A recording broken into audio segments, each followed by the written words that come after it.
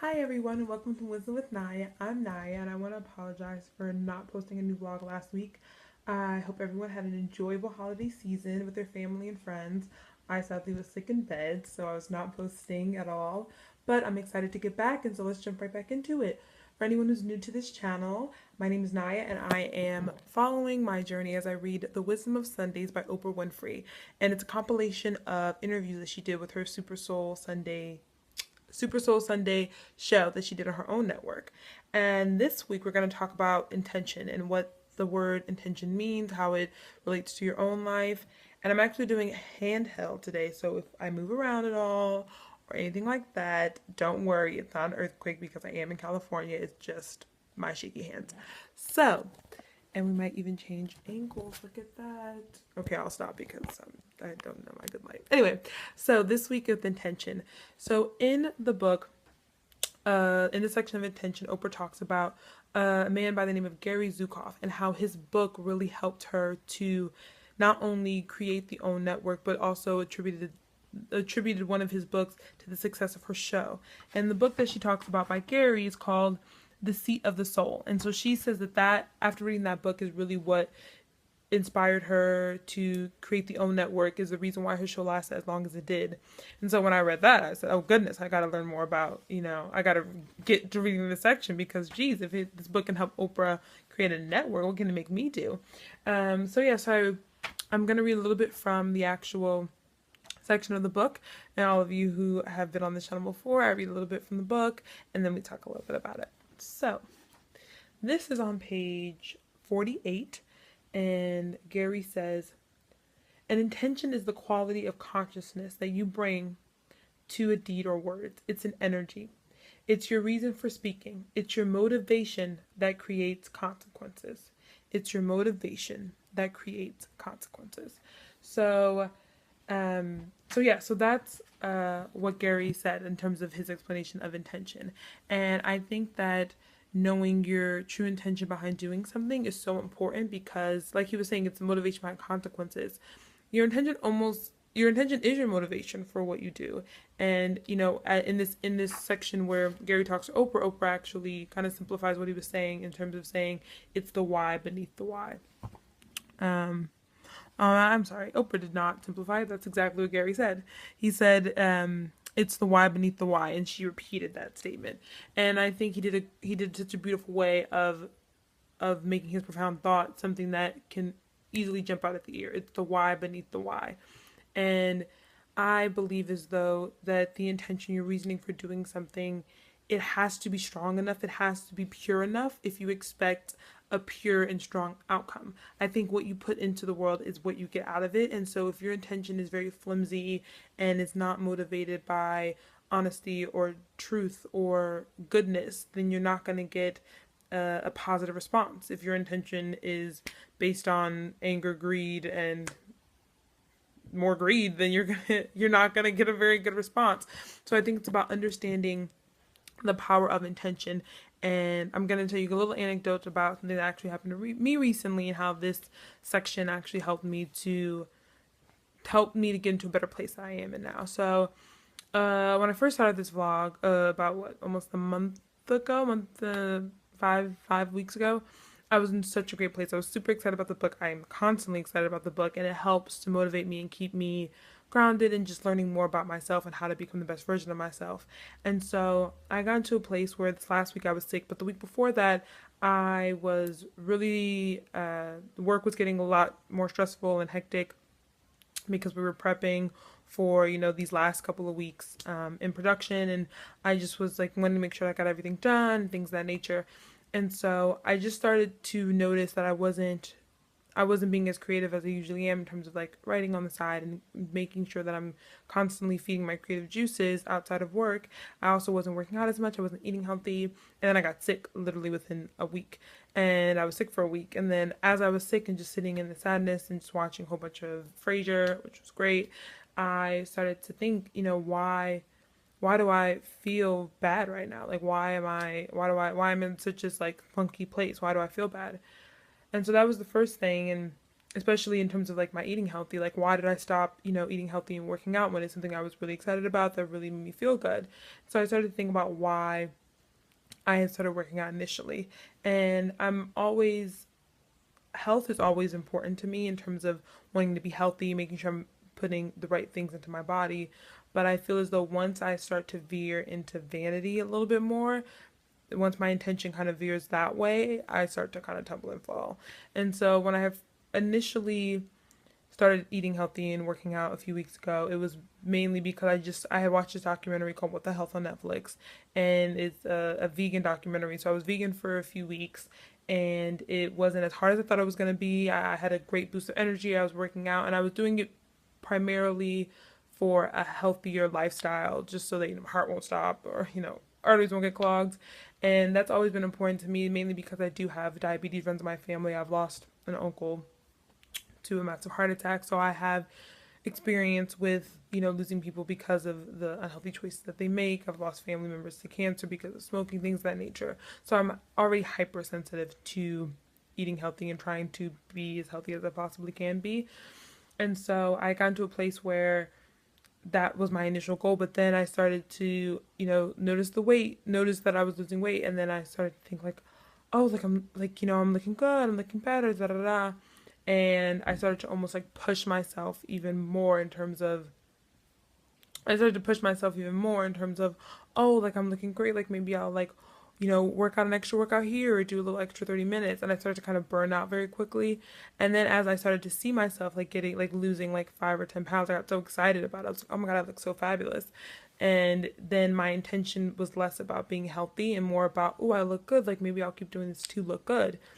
But I started to realize that I wasn't, then I just stopped. I just stopped like eating healthy and working out. And and so to fast forward back to the place where I was sick and things of that nature and my intention, I was thinking about, wow, like when my intention was to eat healthy because I wanted to feel my body, I wanted to live long and stay healthy for me, I was doing all the right things. But as soon as I started to notice that I started looking better and things of that nature, and my intention shifted from wanting to be healthy more to just wanting to look good, it wasn't a strong enough, for me, I don't think it was a strong enough motivation. It wasn't a strong enough intention. It wasn't a pure intention. It was very much for vanity and things of that nature.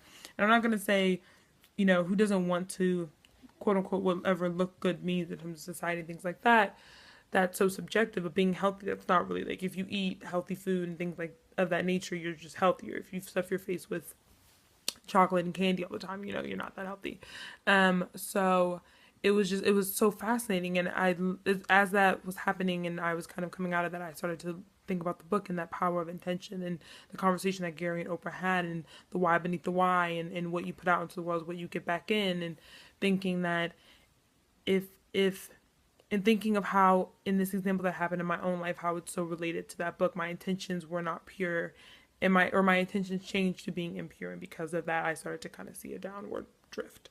And so that I think the power of intention is so strong and is so true. And I think what we intend to do, it has to be for the right reasons. When you do anything for reasons, I believe, of greed or of out of anger or spite or hatefulness, that just it's emitting negative energy out into the world, and you can't possibly think that you're going to get anything positive from that.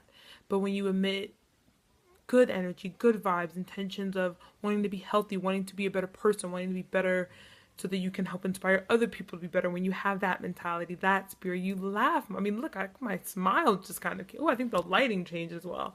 There's just so much more that happens for you. So this power of intention, this chapter is so incredible and has so many different excerpts from so many different incredible people. So I really recommend that you read the power of intention. You read the intention chapter in this book a couple of times. I've actually read it twice because I felt as though I wanted to make sure I really understood every excerpt and every beat and every piece. So there's another thing that I wanted to talk about: the power of intention, the consciousness, energy. Is going to determine the effect that occurs.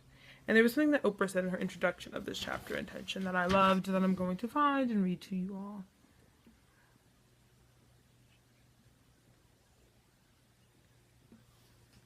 okay, here it is. So in her introduction to this section, she writes, anyone who's on the path of a spiritual awakening needs to know that it's something difficult. It's challenging when you declare, I want to grow. I want to be better than I've known myself to be.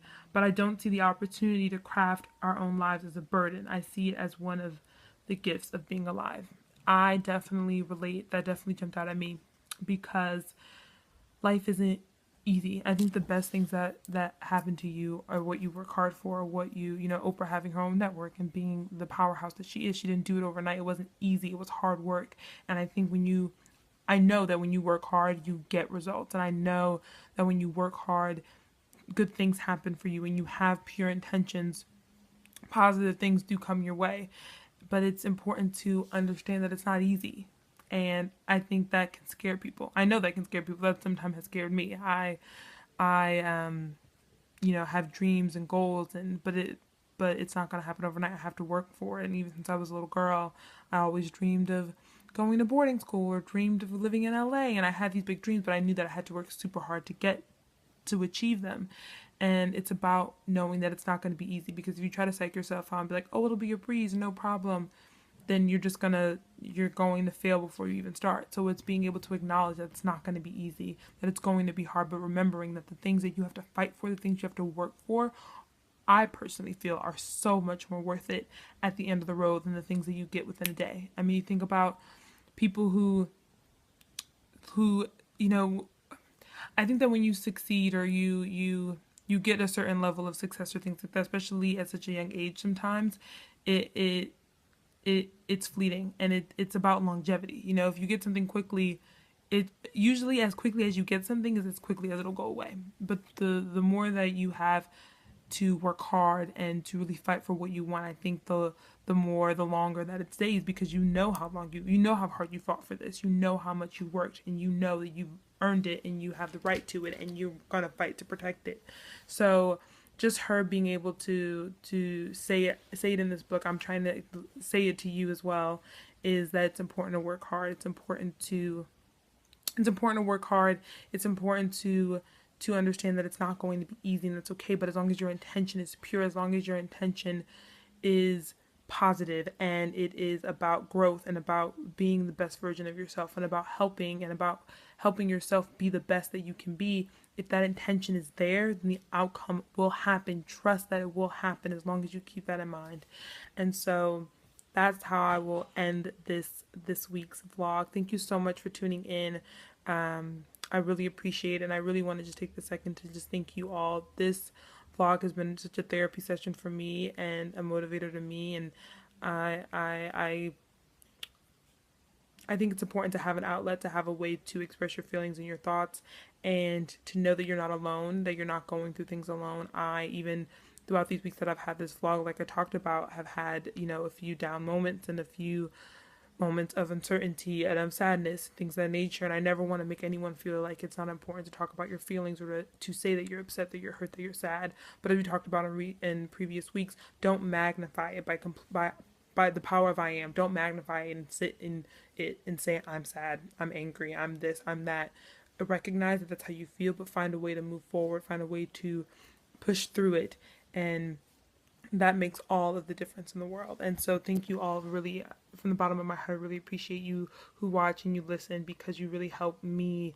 And this has been almost a therapy for me. And I just really appreciate it. And I hope that this vlog has helped you in some way. And I hope that you can share with the people that you care about and encourage each other and uplift each other and be positive forces for each other, for change and for betterment. So thank you all. Until next week, this was Wisdom with Naya. Bye.